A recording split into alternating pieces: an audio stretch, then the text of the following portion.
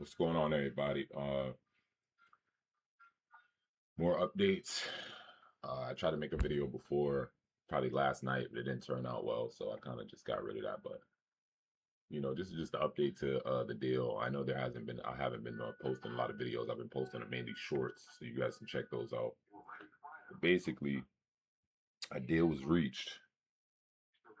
So we heard probably last Sunday, I want to think, against Iran and the U.S. consisting of 300 billion, a ceasefire, so on, so on. Israel did not like this deal, and I was almost certain that there would be a ceasefire between U.S. and against Israel, against Iran, but Israel's not behind that agreement. They said Israel's furious right now. So as we see,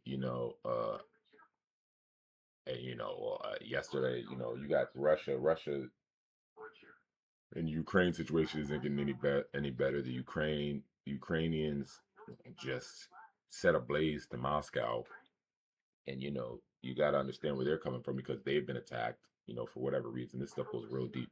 But to get to this story, yeah, so the ceasefire collapsed, which a lot of us aren't surprised about. Trump goes silent. Midas touch, giving us the first, giving us the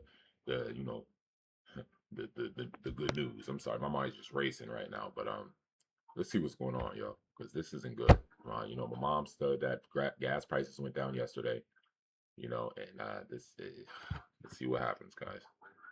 Israel's definitely not happy.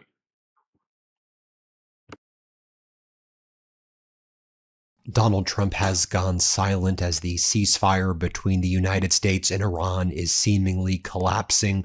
Overnight, Israel launched massive strikes against Lebanon, killing dozens of people, families trapped under rubble, women and children killed by Israel. And this follows Benjamin Netanyahu earlier in the day saying he would not abide by anything in the memorandum of understanding and saying that he would continue to keep Israeli troops in what he's referring to as a security zone inside Lebanon. That's what they're referring to, invading Lebanon, and they would continue their incursions into Lebanon and would ignore the United States. Now, folks, the United States CENTCOM earlier in the day posted a message that they were opening up the blockade. The Strait of Hormuz would be open. We got reciprocal messages from Iran, where Iran leadership said for the next 60 days, pursuant to the memorandum of understanding, they would allow ships to start to leave the Strait of Hormuz without having to pay any tolls. It seemed that there was going to be a meeting that was supposed to take place in Switzerland this evening.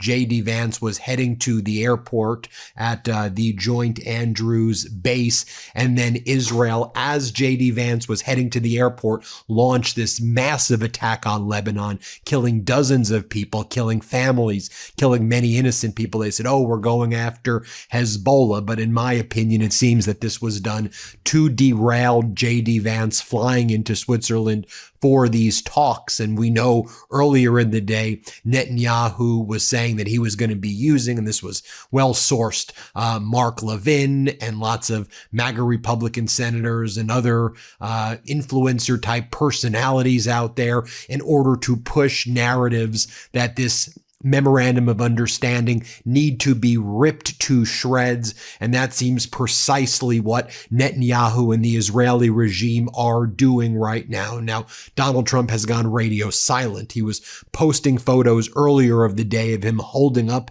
the memorandum of understanding. You have Rubio in the background. You have French President Emmanuel Macron over there.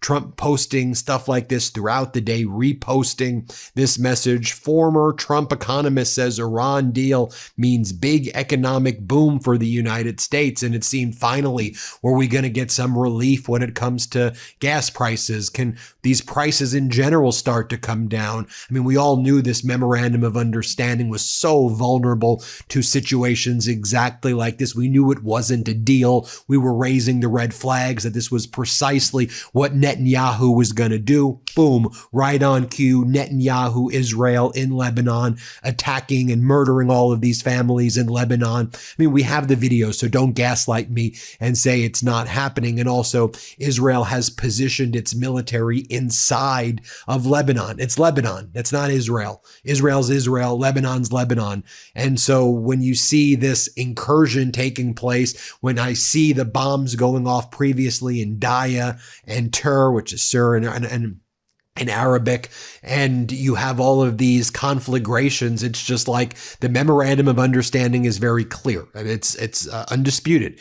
Israel needs to get out of Lebanon. That's what it says. The United States has its obligations as well. And, look, if Israel's in Israel and then there are attacks on Israel, then you can respond. But you're in another country right now. And now the United States of America continues to suffer. It seems that the ceasefire, has all but fallen apart. I mean, we'll see what's going on today. But as I'm recording this, there is no longer any meetings taking place between J.D. Vance, the United States delegation, and Iran. And one of the things that was supposed to happen today, which I thought was productive and constructive, is that leaders from the IAEA, the International Atomic Energy Agency, they were supposed to be meeting in Switzerland as well. They were going to get into technical discussions. And again, I mean, it's obvious the MOU was a surrender document by the United States, but the United States lost the war. We should never have been involved in this catastrophic and unlawful war in the first place. But given all of the options, this deal was the only option that actually made sense. I was, as you know, rooting for this deal to actually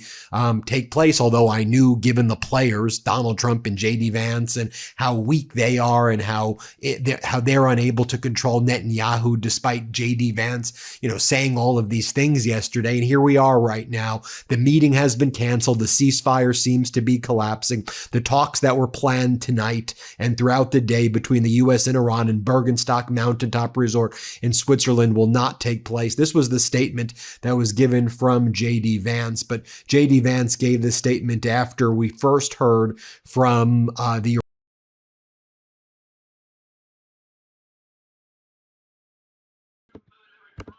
And I'm sure they're not surprised. I don't know.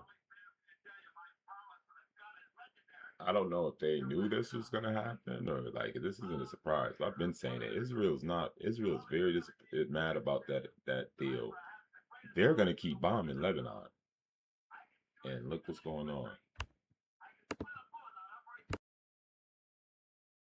Iranians, and the Iranians told Al Mayadeen that the Iranian negotiating delegation will postpone its trip to Switzerland due to the ongoing Israeli aggression out of southern Lebanon, and they have no interest in having discussions while that's all going on. Here's what we learned, what was actually just taking place. Israeli airstrikes on residential areas in southern Lebanon have killed at least 28 people and wounded many more, with attacks reported in Haruf, Farsir, Al-Sariq, and Katrani in the Nabateh district.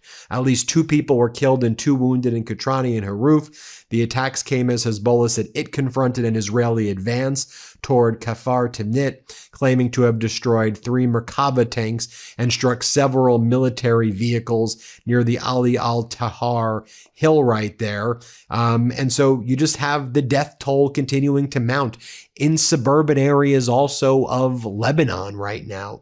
And again, the memorandum of understanding was very, very clear, not on a lot of things, but on that term they were. Remember, earlier yesterday morning, I was reporting on it. Israel released a map showing what it was claiming its security zone, where it says its forces are operating in Lebanese territory and that it will not leave. It will not abide by the memorandum of understanding. Okay, I mean, so what are you going to do about it, Trump and J.D. Vance? You spent the day talking tough. What are you actually going to do about it? Because let me tell you what the American people are doing right now. We, the American people, are absolutely suffering as a result of this. People are not going to be able to make it to the next month. People can't eat. They can't afford gas. They can't afford groceries. And this MOU, as horrible as it is, as a surrender document as it is, it was a hope that people would be able to maybe be able to just afford something down the road. That apparently is not happening right now. Oh, the J.D. Vance statement. Sorry, going back to that. This is what Vance put out. I just built a budgeting app with Base 44. Nina just built an app. So we can all build apps now? As the vice president said at his press conference, the plans for the upcoming technical talks have not been finalized, and the U.S. delegation has been prepared to depart at the first available opportunity. But the logistics of these negotiations have never been simple or predictable. As of now, the vice president is not departing tonight. We will let you know as soon as we have concrete updates about the next steps. We look forward to beginning technical talks. So what the hell are you even talking about? Technical, dude, you're just making up stupid word salad right there. There's deals or no deals. This even idea of a memorandum of understanding to lead to technical talks, that's not even a freaking thing. You know what the JCPOA is that you all want to attack and talk about over and over again? Obama was an actual deal. It was hundreds of pages, thousands of pages long with specific details, implementation, like lots of provisions that talked about how it would go down, and it was effective and working. And all y'all wanted to do was rip that apart. And now here you are getting into a catastrophic and unlawful war with Netanyahu, who clearly can't be controlled, a genocidal maniac, what we're seeing in Gaza, who's leveling Lebanon right now, who's not going to stop because for him, he staked his entire career,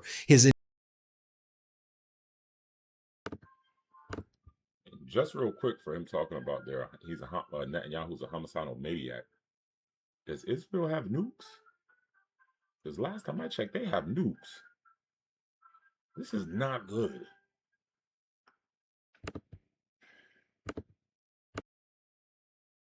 entire legacy is destroying Lebanon, destroying Gaza. And that's so obvious that now he feels that if this deal goes through, all of the Smotriches and Ben-Gavirs and all of them, are going to hopefully be held accountable for their genocide and what they're doing. So they're not going to let this deal go forward. And boom, exactly what we predicted happened. And it is beyond angering to me that would take place. You have MB Ghalibaf, Iran's parliament leader, put out the following statement yesterday. We are at your command. The task assigned to us by the supreme leader is to pursue the realization of the conditions and clauses of the agreement. In the event of bad faith, breach of contract, and excessive demands by the opposing side, we have no hesitation in delivering a crushing response to the enemy. They were once slapped during the war. If they wish to tread that path again, they will receive an even harder slap. And here's the thing. Donald Trump showed all of his cards for the past 48 hours. He's been saying, we are out of gas. We are quite literally, we're out of munitions. We have Hegseth doing an emergency request yesterday for $80 billion because the Defense Department can't pay its bills. We're out of munition, and we're quite literally out of petroleum reserves. We are at tank freaking bottom, and Donald Trump said if this goes on another week, we are in a massive economic global depression. He said that at the G7. We all know he said that. I don't need to play the clips anymore. I don't want to hear his voice right now. It annoys me too much.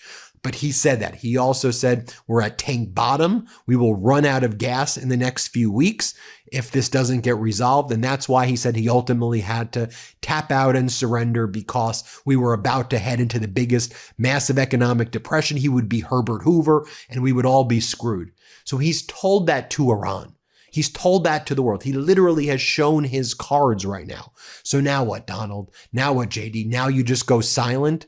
You don't show leadership? What the hell are you going to do about this? Because this is beyond unacceptable. There's not even words to capture what's happening right here. As Ryan Grimm said, I've never heard of a country invading a neighbor and then calling it unfair that their soldiers died in that invasion. I don't think any other country ever thought to make that complaint. On top of that, Israel now wants to retaliate for its soldiers being killed while invading their neighbor. It's pure madness. Just leave Lebanon. And you have Mark Levin and all of these neocon hawks and Netanyahu puppets out there saying Hezbollah launched an attack tonight in which 4 Israeli soldiers were essentially incinerated. I assume Israel will hit back very hard. No MOU or final agreement will change who these terrorists are. Their whole plan is to get rid of the MOU. Isn't it beyond obvious? Isn't that exactly what I was warning about yesterday that they were going to do? And here they are doing it. And as I said, there were things that were at least moving in the right direction yesterday.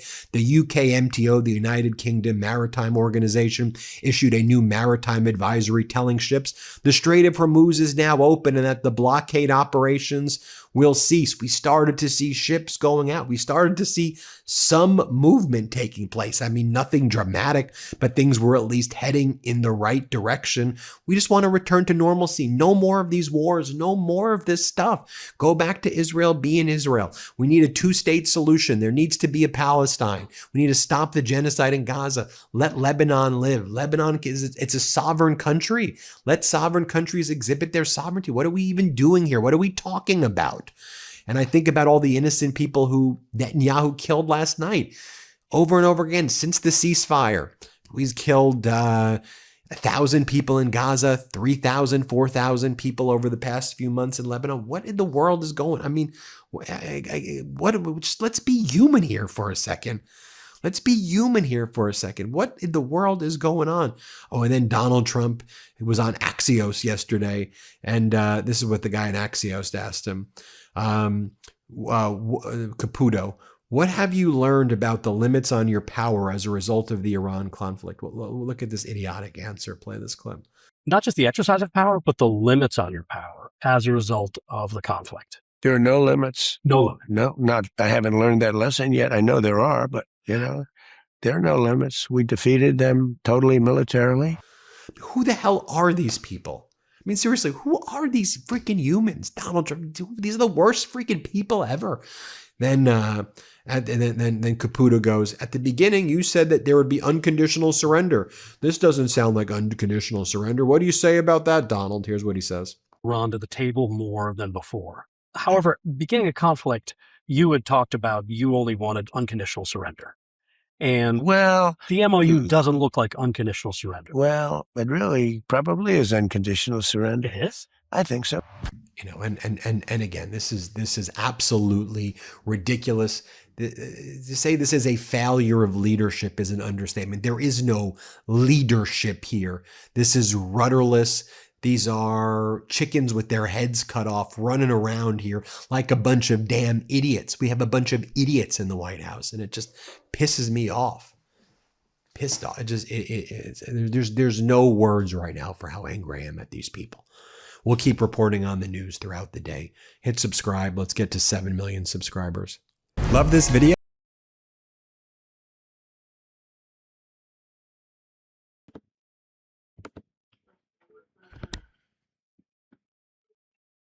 Wow. Family, let me know how y'all feel about this. It'll be interesting to see what happens, in the coming days. I mean, this is not good. You feel me? Stay prayed up. Make sure you just pray. Get right with the Most High. Repent. And it might be going down sooner than we think, family. Y'all get them in the comment section. Let me know how y'all feel, man. We're on the front line, though. We're on the front line. We ain't leaving. Till next time.